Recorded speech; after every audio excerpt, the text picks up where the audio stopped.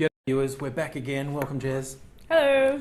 And today's video topic, covering some general stuff. People have asked some general and some specific questions about working in a brothel. So Jez just wanted to tell you, this is essentially like the day-to-day realities of working in, yes, a legal brothel. That question still got asked, even though we pointed out in previous videos there are legal parameters that you can do sex work in Victoria and in other places in Australia.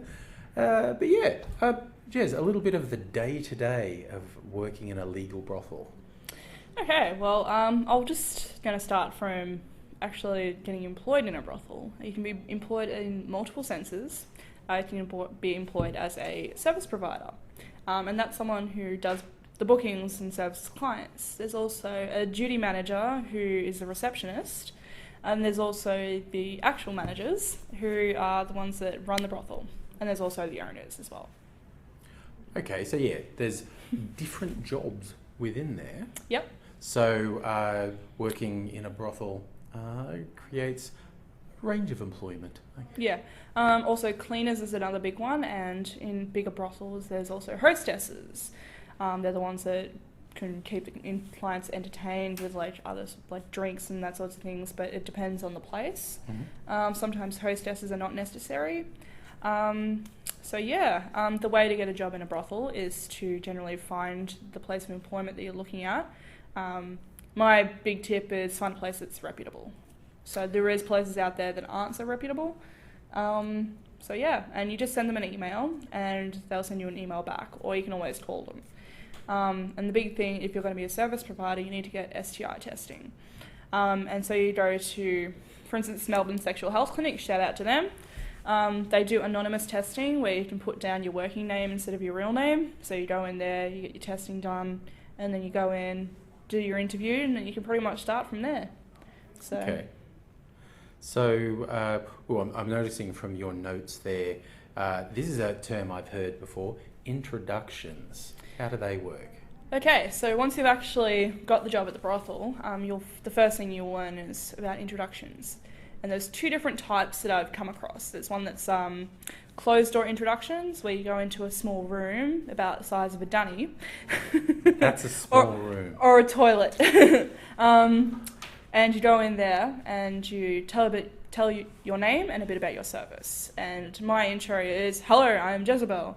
Do you have any questions you would like to ask? And if they don't have any questions, I'm just like, I'll tell you a little bit about my service. And then I tell them about my service. And generally I keep it very vague. I'm just like, I do oral sex and massage. And if you're interested in anything else, pretty much just ask, because I'm open to most things. So. Okay. All right, so your next note, you're talking about the hours. How long are shifts, I guess is what you're saying. I've got to tell them about the open intros as well. Oh, sorry. Yep, that's all right. I jumped ahead. We have open introductions as well. Okay, open introductions is when they've got a big lounge room and clients and service providers can mingle.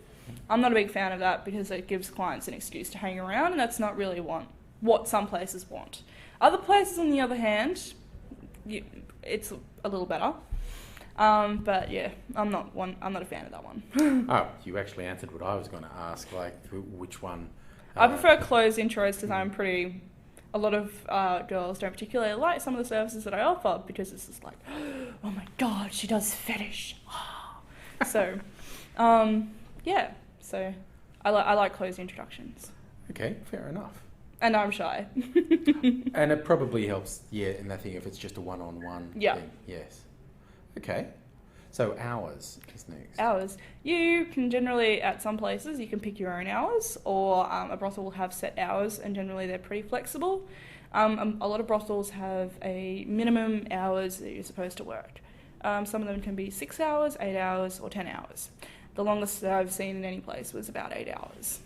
So yeah, other than that, you pick your days. You say, I want to work this, this, and this. Sometimes you will be asked, oh, do you want to work this shift because we don't have a lot of girls on?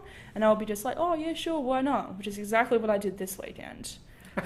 We were going to shoot videos a couple of days earlier than when we actually shot this, but Jez needed sleepy time. I did 15-hour shifts to make up for the fact we didn't have enough girls. So yes, if there'll be a 1 week gap where we didn't have any videos uploaded. If you go, no, what happened in that week? Jez needed some sleep. Okay. I slept for 14 hours, and I generally never do that. Oh god. Yes. So occasionally recovery time. Yep. I'm going to talk about payments as well. A lot of people were asking, how much should I give to my pimp? Oh. And I'm going to reiterate, I don't work for a pimp. A duty manager or an owner is not a pimp. It's an owner of a brothel or a manager of a brothel. And generally the accepted percentage is 60-40, which the girls get 60% and the brothel gets 40%. And I think that's acceptable because there is a lot of things that go into brothels that expenses, like for instance, washing, doing the towels, doing the sheets, supplying the condoms, supplying the lube. This is also about supplies as well. You are given condoms for the booking, you're given lube for the booking, you're given dams if you do oral or rimming. That's another thing you can do with dams, which is just a big flat condom. So if you've never heard of dental dams, they were originally used by dentists when they're working on serious things in back.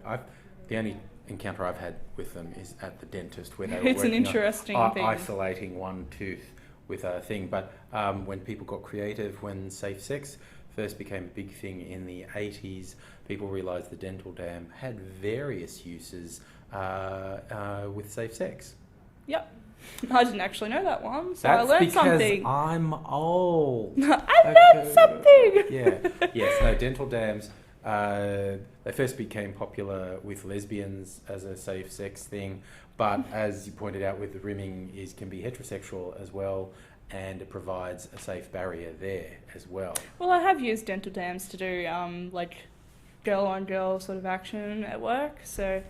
Oh, there you go. Oh, God, I've done girl-on-girl action. Oh, God. That just won you some more fans, don't worry. All right. Right, you have a note there about the management. Management at most places I've actually found it pretty good, although some of the receptionists can be absolute bitches, and it happens. Generally, you know what I do? I just put my head down and ignore it. Another thing is girls as well, just in the industry, there's a thing called hierarchy when other girls think they're better than other girls, and it's really annoying because I've experienced it because I'm not one to charge extras all that often, and they're just like, oh my god, Jez is undercutting us because she's not charging for certain things, and I'm just like, that's my only response. I'm just like, I do what I want, mate. I've been questioned about it by management. They're just like, why don't you charge extras? I'm just like, because I don't want to.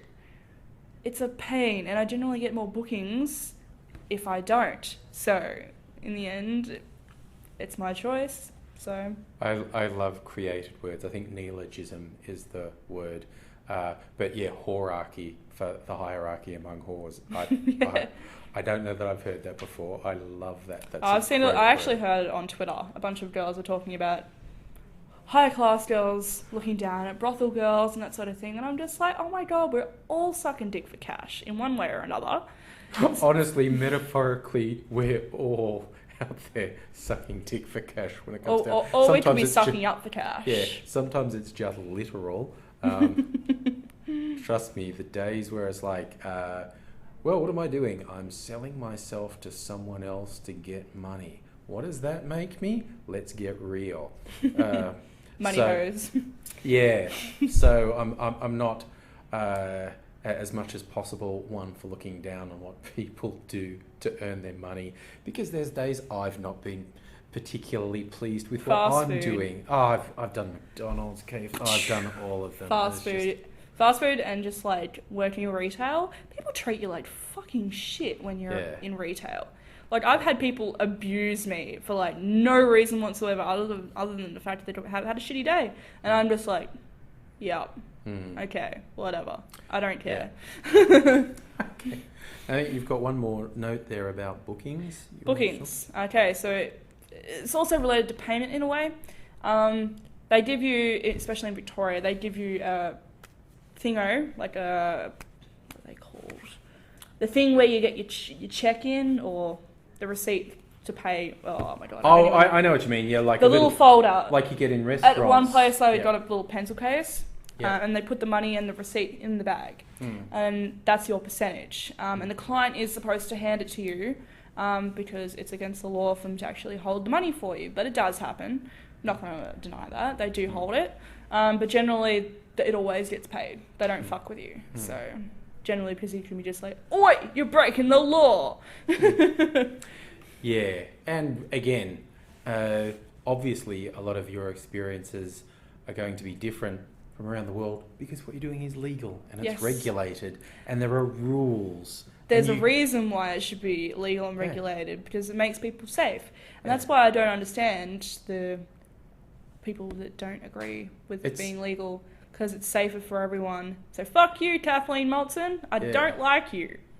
It's been legal here for so long. It now feels completely surreal when I see in how many countries it's still illegal. It's not like Australia has some weird things where we're really progressive. Sex work is one of them, and other things where we're really behind other countries. Yep. So I'm not saying like we're perfect or anything. So apparently porn's still banned. I heard that's a thing. Yeah, even though it's sold everywhere. Yeah, hardcore porn got made illegal in Australia in the 80s, apart from the ACT and Northern Territory. And it started getting sold again sort of on the sly in the 90s.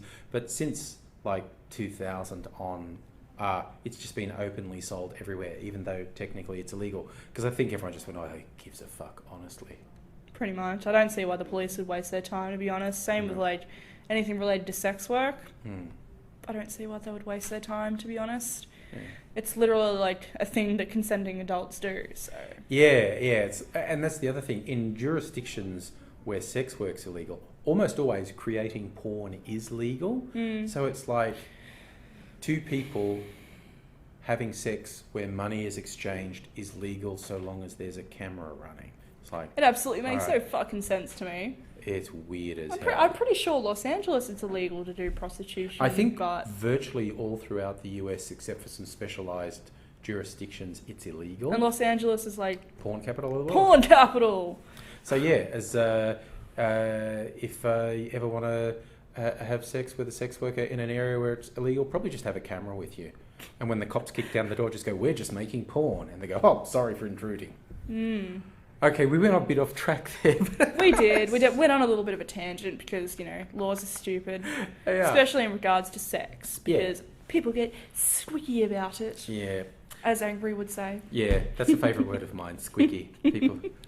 Yeah, why do you oppose sex work? Because you're squeaky about it. That's what it is. Okay, well, I hope Jez made a few things a bit clearer for you. As always, ask us questions through the comments, and Jez's Twitter link is in the details as well. You can always ask her stuff directly, and these are proven to be quite popular, so I dare say we're going to be back. And we'll see you when we are back. Bye. Bye.